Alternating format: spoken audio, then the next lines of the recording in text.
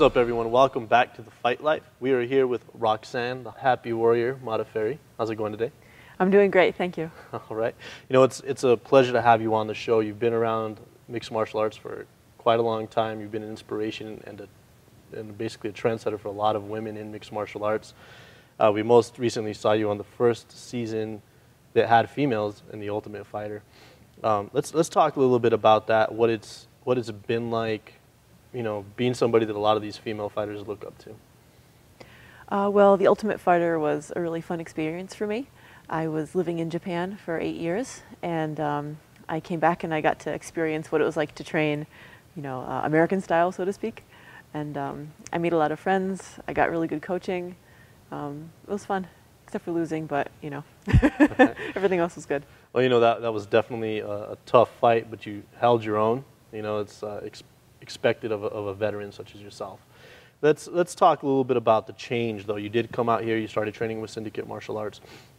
You know, what kind of prompted that change for you to come back stateside and start training with that particular gym? I really loved my life in Japan, but I was so impressed with the training that I got in The Ultimate Fighter that I really wanted to keep getting that training. So actually, Brian Caraway recommended that I come to Vegas because it was the hot seat for MMA. So I came back, I tried some gyms, and I fell in love with Syndicate and the coaches and the people. And yeah, I love it. All right. Now, you know, we're going to go back a little bit because you've recently written a book, and you're saying that it covers a little bit of your time in Japan, the first time that you went down there. So tell us a little bit about the book and, you know, what readers can expect from that. Yes, and it's right here. It's called Memoirs of a Happy Warrior, and it covers the 1-year period I was in Japan as a student. So in my junior year of college, I went to Japan for a year, and I studied Japanese. I adventured around Japan. I had my first 3 fights. I debuted, and I had my first 3 fights. It was awesome. All right. Now, what is it that took you out to Japan? I studied Japanese language and literature in college, and I wanted to become really fluent because just 4 years wasn't enough. 4 years of college wasn't enough, so I got a job teaching English in Japan, so I moved there after college. All right. Now, let's talk a little bit about the culture. You know, it's obviously a warrior culture, and MMA was huge in Japan for a very long time. You know, I think it had picked up there a lot more before UFC and things started to kick off here. What was that like for you? What was the training like for you? Man, I saw one of the last prides. Right. And then Heroes and Dream and, oh yes, Pride Forever. But yeah, they're, you know, they're hardcore. I don't know, it's hard to really compare training styles. You know, everyone works really hard. I find in their daily lives, they really push themselves to the extreme. You know, the average business person's day is from like 8 a.m. to 10 p.m. That's what is expected of them. I don't know, a little bit of archaic training style in some regards. For example, like in my old gym, we used to do like 500 push-ups at the end of the class. Like, all right, you lazy guys, 500 push-ups, just like hardcore stuff. But I mean, I don't know, it's just different style. Now, you know, Nate Marquardt was another fighter that had gone out there and trained, and he said that the traditional training in basically Japan, it did differ because there was a lot more discipline. Is that something that you experienced in your training up there? I think the Japanese culture in general has more self-discipline. Like, the people hold themselves to a higher standard.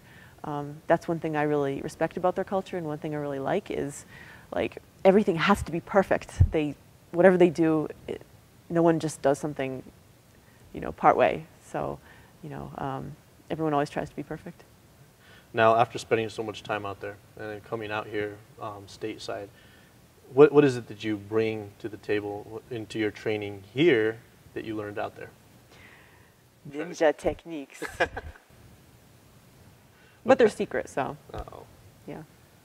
I'd like to. But if you go to YouTube and you Google Roxy ninja techniques, you will find some. Okay. But they're secret. But you know, some of them are on YouTube. They're secret, but they're out there. Exactly. Okay. Make sure you guys check that out. It's Roxy Ninja Techniques on YouTube. Are you wearing a mask and all that good You'll stuff? have to go see. Okay. Yeah, I'm gonna definitely check that out because now I'm really interested. Now you recently signed with Invicta. Tell us what that means to you. I mean, obviously you fought in women's organizations in the past, and now you're fighting for a women's organization here in the States. Yeah, I've always wanted to fight for Invicta, actually. I've heard such awesome things about them. I've seen their shows on the internet broadcasts, and the talent is awesome, the production is awesome, and I'm excited to be a part of it, you know. Now, do you have an exact date or any time set for your next I don't yet. I wish I knew. But, you know, I always train as hard as I can all the time, so I'll be ready. You're always Just ready. show me my next opponent. All right, perfect. Now, if people want to, you know, read the book, how is it they going to find the information for that? Well, it's being sold on burninghorsemedia.com. Also, yeah, that's the website, burninghorsemedia.com. Okay. And if they run into you? They run into me, say, "Hey, Roxanne." Okay, perfect. Well, there you guys go. As far as the book, you're going to go to burninghousemedia.com. Burning horse, like. Burning horse. Like a horse. Okay. Like that. Right, so you're going to go to burninghorsemedia.com. That's where you're going to be able to find Memoirs of a Happy Warrior. Definitely looking forward to reading that, actually. Thank you. We are also going to be doing a giveaway here through Fight Life Media. So, you know, throw some comments down below.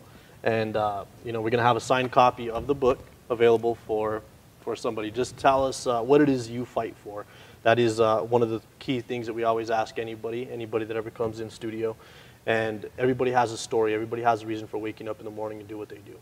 And so that's definitely, you know, we'll go through the answers and see which one we like the best and make a pick from there for the book. But now you got to answer that question. What is it that motivates you? What is it that keeps you coming into the gym every day and staying in the sport as long as you have? What is it that you fight for? Perfection. I want to be perfect at what I do. So if I can't do the punch perfectly straight or whatever, I get really frustrated. Like, I have to be perfect. So, you know, I have not achieved that yet, you know, so I'm going to keep fighting until I can satisfy myself. All right. Perfection. Always remember that, guys. That's always something to strive for. So from Fight Life Flip and Roxanne, the Happy Warrior Modafferi, we will talk to you guys later. Peace. Thank you.